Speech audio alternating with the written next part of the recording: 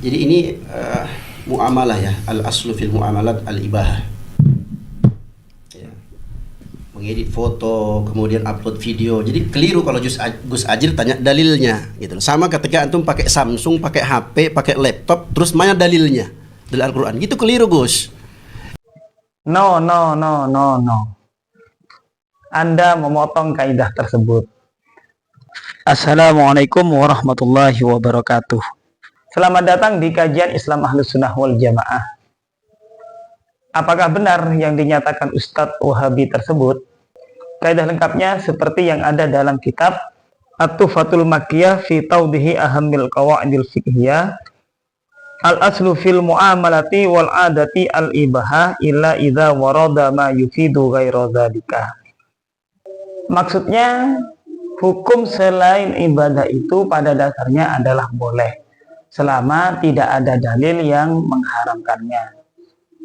Contohnya seperti riba. Riba itu memang perbuatan muamalah, itu bukan ibadah, namun ada dalil yang mengharamkannya. Sehingga dengan demikian maka riba itu hukumnya haram, tidak lagi hukumnya boleh. Sementara apa yang dilakukan oleh Mas Heri Pras itu jelas-jelas melecehkan para ulama, menghina para ulama.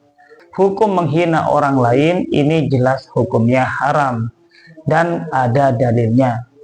Misal di dalam Al-Quran surat Al-Hujurat ayat 11 disebutkan, Bismillahirrahmanirrahim. Ya ayyuhalladzina amanu la yaskhar qaumun min qaumin asa ayyakunu khairam minhum.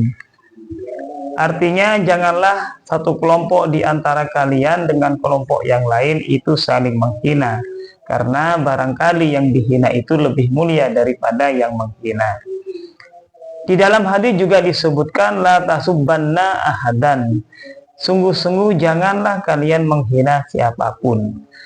Dalil-dalil ini jelas menunjukkan tentang keharaman menghina kepada siapapun, lebih-lebih kepada sesama umat Islam. Sehingga dengan demikian, wajar jika Gus Ajir itu menanyakan dalil tentang apa yang dilakukan oleh Mas Heri Pras. Karena apa yang dilakukan oleh Mas Heri Pras ini sudah ada hukum yang mengharamkannya, sudah ada dalil yang mengharamkannya, sehingga perlu dipertanyakan apakah ada dalil yang membolehkannya. Itu diucapkan pada ulama layak kalau ulamanya menghina Nabi? Tunggu dulu, Anda memvonis Habib tersebut ini menghina Nabi, itu belum punya data yang kuat.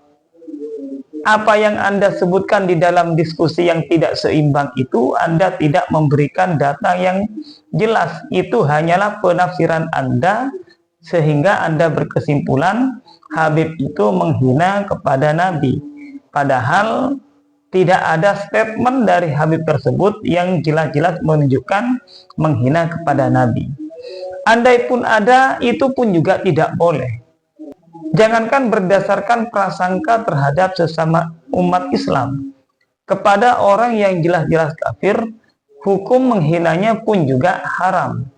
Misal di dalam kitab Al-Mawsu'ah Al-Fiqhiyah Al-Kuwaitiyah dijelaskan, Sabbul muslimi lidzimmi maksiyatun wa yu'azzarul muslimu in sabbal kafirah. Qala Syafi'iyah sawa'un akana hayyan aw maitan yu'lamu mautuhu 'alal kufri.